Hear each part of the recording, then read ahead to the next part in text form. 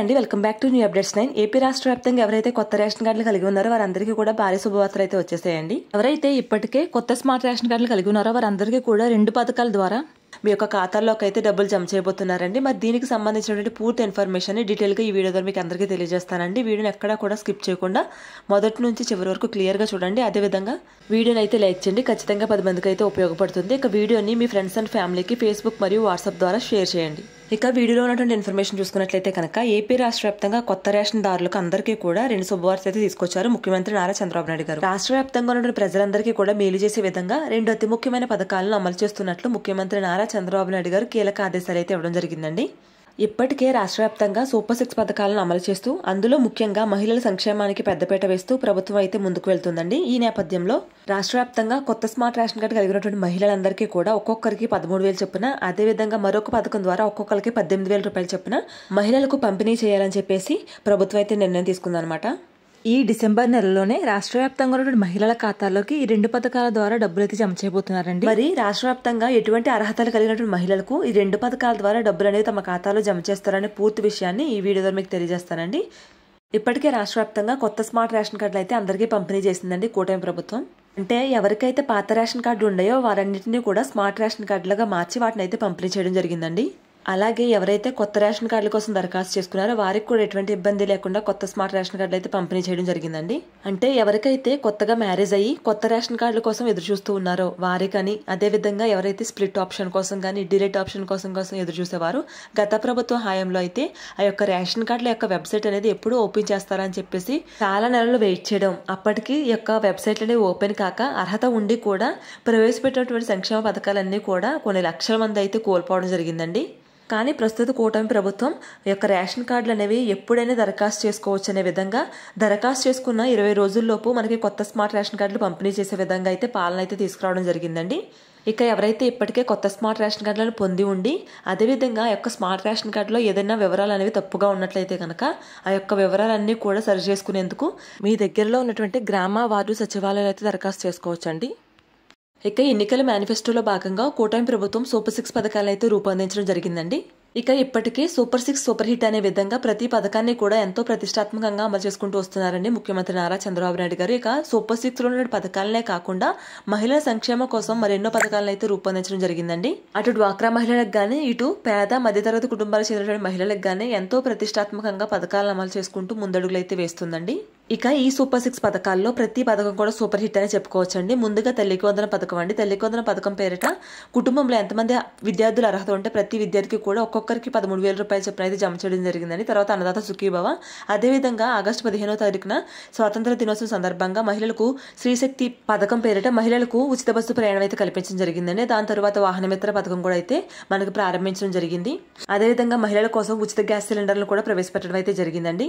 ఇక కూటమి ప్రభుత్వం విజయం అనంతరం మొట్టమొదటి సంతకంగా మెగా డిఎస్ అయితే నిర్వహిస్తామని చెప్పడం అయితే జరిగిందని చెప్పినట్టుగానే మెగా డిఎస్ అయితే 16,500 పోస్టులకు పైగానే ఈ యొక్క మెగా డిఎస్ అయితే నిర్వహించడం కూడా జరిగింది. ఇప్పటి వరకు ఏ ప్రభుత్వం అయినా సరే పథకాలను అమలు చేయడం వరకే చేసిందండి. మన కూటమి ప్రభుత్వం అయితే పథకాలను అమలు పరచడం, అదేవిధంగా ఎవరైతే ఆ పథకం ద్వారా లబ్ధి పొందలేదో వారందరికీ కూడా రెండో అవకాశంగా మళ్ళీ అదే పథకాన్ని రూపొందించడం ఈ విధంగా అయితే చేయడం జరిగిందని. ఉదాహరణకు చూసుకుంటే తల్లికి వందన పథకం అయితే ఎవరికైతే తల్లికి వందన పథకం ద్వారా డబ్బులు జమ కాలేదో వారందరికీ రెండో విడతగా ఒక్కొక్కరికి 13,000 రూపాయలు అయితే దరఖాస్తు చేసుకున్న వాళ్ళందరికీ కూడా అయితే దాని యొక్క ఖాతాలో జమ చేయడం జరిగిందండి. అదేవిధంగా అన్నదాత సుఖీభవ పథకం చూసుకున్నట్లయితే ఎవరికైతే డబ్బులని లబ్ధి పొందలేదో వారందరికీ కూడా ఎవరైతే గ్రీవెన్స్ పెట్టుకున్నారో వారందరికీ కూడా డబ్బులు అనేవి మరలా వారి యొక్క ఖాతాలో జమ చేయడం అయితే జరిగిందండి. ఈ విధంగా ప్రజలకు ఏదైనా ఇబ్బంది కలిగితే వెంటనే దానికి ప్రభుత్వం అయితే రెస్పాండ్ అయ్యి పాలన అయితే చేసే విధంగా కూటమి ప్రభుత్వం పాలన అయితే ఉందండి. నూతన సంవత్సరం సందర్భంగా తల్లికి వందన పథకాన్ని మరొకసారి పునఃప్రారంభించాలని చెప్పేసి అధికారులకు ఆదేశాలు అయితే ఇవ్వడం జరిగిందండి. ఎవరికైతే సాధారణంగా ఈ యొక్క తల్లికి వందన పథకం అనేది స్కూల్ అనేవి ప్రారంభించడానికి ముందే జూన్ 13వ తారీఖున ఈ యొక్క పథకం అనేది ప్రారంభించడం జరిగిందండి. 1వ తరగతి మరియు ఇంటర్ ఫస్ట్ ఇయర్ విద్యార్థులకు మినహాయింపు ఇచ్చి మిగిలిన వారందరికీ కూడా జూన్ 13వ తారీఖున ఒక్కొక్కరి ఖాతాల్లోకి 13,000 రూపాయలు అయితే జమ చేయడం జరిగిందండి. దాని తర్వాత ఎవరైతే 1వ తరగతి చదువుతున్నారో అదేవిధంగా ఇంటర్ ఫస్ట్ ఇయర్లో జాయిన్ అయ్యారో వారందరి యొక్క అటెండెన్స్ లిస్ట్ ప్రకారం వారి ఖాతాల్లో కూడా ఒక్కొక్కరికి 13,000 రూపాయలు అయితే జమ చేయడం జరిగిందండి. ఇక ఆ సమయంలో ఎవరైతే తల్లి సమక్షంలో కాకుండా గార్డియన్స్ సమక్షంలో ఉంటారో విద్యార్థులు వారి ఖాతాలో అయితే డబ్బులు అనేవి తల్లికి వందన పథకం ద్వారా జమ కాలేదండి. ఇక ఇప్పుడు ఈ తల్లికి వందన పథకాన్ని మళ్ళీ పునఃప్రారంభించి ఆ యొక్క గార్డియన్స్ యొక్క ఖాతాలోకి కూడా ఈ యొక్క 13,000 రూపాయలు జమ చేసే విధంగా ఈ యొక్క పథకాన్ని ఈ నెలలో ప్రారంభిస్తున్నారండి. దీంతో పాటుగా అతి ముఖ్యమైన మరో పథకము ఆడబిడ్డ నిధి పథకం అండి. రాష్ట్ర వ్యాప్తంగా 18 సంవత్సరాలు పైబడి 59 సంవత్సరాల మధ్య వయసు కలిగిన ప్రతి మహిళలకు కూడా నెలకు 1,500 రూపాయలు చొప్పున సంవత్సరానికి 18,000 రూపాయలు ఇచ్చినటువంటి పథకం ఈ ఆడబిడ్డ నిధి పథకం అండి. రాష్ట్ర వ్యాప్తంగా ఉన్న మహిళలందరూ కూడా ఎప్పుడెప్పుడు అమలు చేస్తారని చెప్పేసి ఎదురు చూసినటువంటి ఆడబిడ్డ నిధి పథకాన్ని ఈ నెలలోనే ప్రారంభించాలని చెప్పేసి ముఖ్యమంత్రి నారా చంద్రబాబు నాయుడు గారు అధికారికంగా ఆదేశాలు అయితే ఇవ్వడం జరిగిందండి. తాజాగా ముగిసినటువంటి మంత్రివర్గ సమావేశంలో ముఖ్యమంత్రి నారా చంద్రబాబు నాయుడు గారు అధికారులకు అయితే ఆదేశాలు అయితే ఇవ్వడం జరిగిందండి. ఏపీ రాష్ట్ర వ్యాప్తంగా జరిగినటువంటి P4 సర్వే ఆధారంగా ఈ ఆడబిడ్డ నిధి పథకానికి 18 సంవత్సరాలు పైబడి 59 సంవత్సరాల మధ్య వయసు కలిగిన మహిళలందరినీ కూడా అర్హులుగా గుర్తించి అర్హుల జాబితా అయితే విడుదల చేయబోతున్నారండి. అంటే ఈ పథకానికి ఇప్పటికీ ఎవరైతే స్మార్ట్ రేషన్ కార్డులు కలిగి ఉన్నారో వారి యొక్క డేటా ప్రకారం గవర్నమెంట్ దగ్గర ఉన్న డేటా ప్రకారం ఈ యొక్క అర్హుల లిస్ట్ అయితే తయారు చేయడం జరుగుతుందండి. ఒక్క రేషన్ కార్డుతో మాత్రమే కాకుండా మనకి ఇప్పటికీ జరిగినటువంటి P4 సర్వే అదేవిధంగా హౌస్ హోల్డింగ్ మ్యాపింగ్ ఈ మూడిట్ల ప్రకారం మనకి ఆ యొక్క ఆడబిడ్డ నిధి పథకానికి అర్హుల లిస్ట్ అయితే తయారు చేయడం జరుగుతుందండి. ఎవరైతే ఇప్పటికే స్మార్ట్ రేషన్ కార్డులు అనేవి కలిగి ఉంటారో దాంతో పాటుగా ఎవరికైతే P4 సర్వే అనేది నిర్వహించి ఉంటారో దాంతో పాటుగా ఎవరైతే ఇప్పటికే మీ యొక్క గ్రామవార్డు సచివాలయం ద్వారా యొక్క హౌస్ హోల్డింగ్ మ్యాపింగ్ అనేది చేయించుకుని ఉంటారో దీన్ని బట్టి అదేవిధంగా మనకి జియో ట్యాపింగ్ అనేది కూడా చేయడం జరిగిందండి. ఈ యొక్క దీన్ని బట్టి మీ యొక్క డేటా అనేది మీ యొక్క గ్రామ వార్డు సచివాలయంలో అయితే ఉంటుందండి. మనకి గవర్నమెంట్ అయితే ప్రతి గ్రామ వార్డు సచివాలయం నుంచి ఎవరైతే 18 సంవత్సరాలు పైబడి 59 సంవత్సరాల మధ్య వయసు కలిగినటువంటి వారు ఉంటారో అదేవిధంగా ఎవరైతే వీరిలో 10,000 రూపాయల కంటే ఎక్కువ పెన్షన్ తీసుకోకుండా ఉంటారో వారిని మాత్రమే ఈ యొక్క పథకానికి అర్హులుగా గుర్తించి అర్హుల లిస్ట్ అయితే చేయడం జరుగుతుందండి.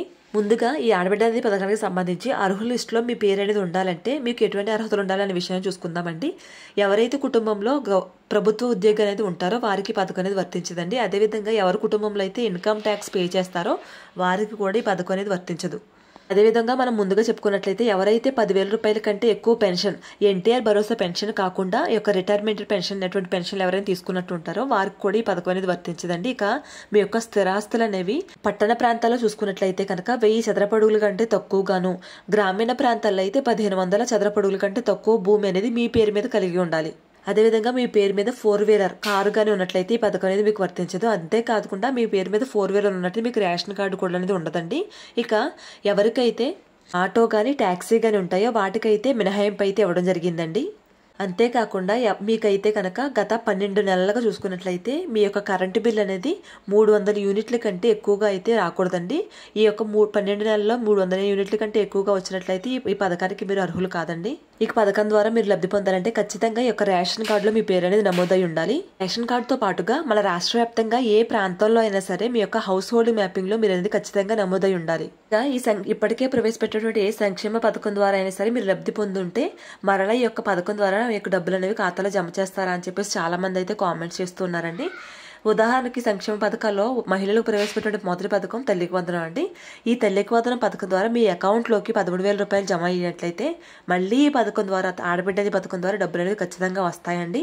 ఎందుకంటే తల్లికి వందనం పథకం అనేది కేవలం విద్యార్థుల యొక్క ఎడ్యుకేషన్కి సంబంధించింది మాత్రమే.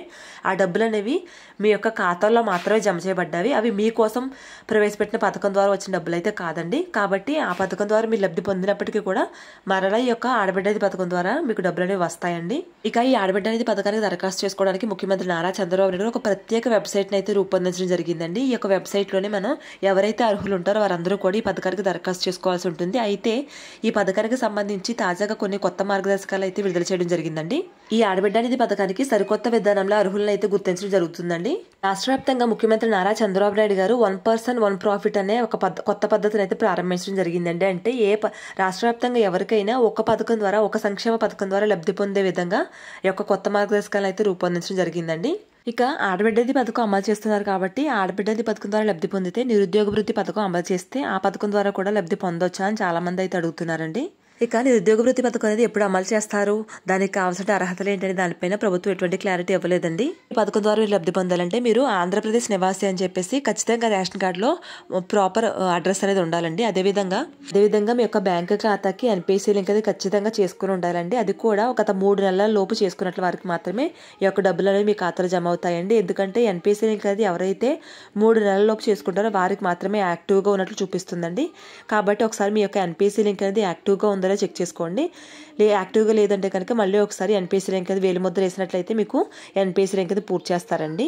ఎవరికైతే ఎన్పిఎస్సీ లింక్ అనేది అవ్వట్లేదు వారందరూ కూడా ఖచ్చితంగా ఒక పోస్ట్ ఆఫీస్ అకౌంట్ ఓపెన్ చేసుకున్నట్లయితే కనుక మీకు ఈ యొక్క ఆడబిడ్డ నిధి పథకం ద్వారా డబ్బులు అనేవి ఆ పోస్ట్ ఆఫీస్ అకౌంట్లో అయితే ఖచ్చితంగా పడతాయండి. అదేవిధంగా ఆధార్కి మొబైల్ నెంబర్ కూడా లింక్ చేయాలండి. ఎందుకంటే మీ యొక్క ఆధార్ నెంబర్ అనేది ఎంటర్ చేయగానే ఓటీపీ అనేది జనరేట్ అవుతుందండి. ఓటీపీ అనేది మొబైల్ నెంబర్కి వస్తుంది కాబట్టి ఖచ్చితంగా ఆధార్ కూడా మొబైల్ నెంబర్ అనేది లింక్ చేసుకుని ఉండాలి. ఇక ఖచ్చితంగా ఈ నెలలోనే ఈ పథకం అనేది అమలు చేసే విధంగా అధికారులందరూ కూడా ప్రణాళికలు అయితే రూపొందించడం జరుగుతుందండి.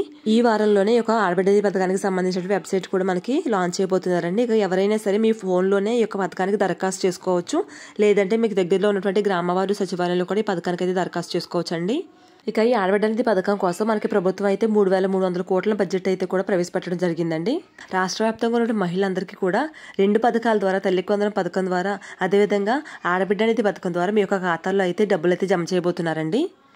ఇక ఈ పథకానికి దరఖాస్తు చేసుకునేందుకు మీ యొక్క వయసు నిర్ధారణ పత్రం, మీ యొక్క రేషన్ కార్డు, అదేవిధంగా క్యాష్ టు ఇన్కమ్ సర్టిఫికేట్ అయితే ఖచ్చితంగా కావాల్సి ఉంటుందండి. ఈ విధంగా ప్రభుత్వం అమలు చేస్తున్నటువంటి ప్రతి పథకానికి సంబంధించిన ఇన్ఫర్మేషన్ ని ఎప్పటికప్పుడు అందరికంటే ముందుగానే మన ఛానల్ ద్వారా మీ అందరికీ అందిస్తూ ఉంటానండి. దీనికోసం మన ఛానల్ తప్పకుండా సబ్స్క్రైబ్ చేసుకోండి. అదేవిధంగా వీడియోని చిన్న లైక్ చేయడం ద్వారా వీడియో అనేది మరికొంతమందికి రీచ్ అయ్యి వారు కూడా తెలుసుకునే అవకాశం అయితే ఉంటుందండి. అదేవిధంగా ఎవరైనా మన ఛానల్ మొదటిసారిగా చూస్తున్నట్లయితే తప్పకుండా మన ఛానల్ సబ్స్క్రైబ్ చేసుకోండి. Thanks for watching.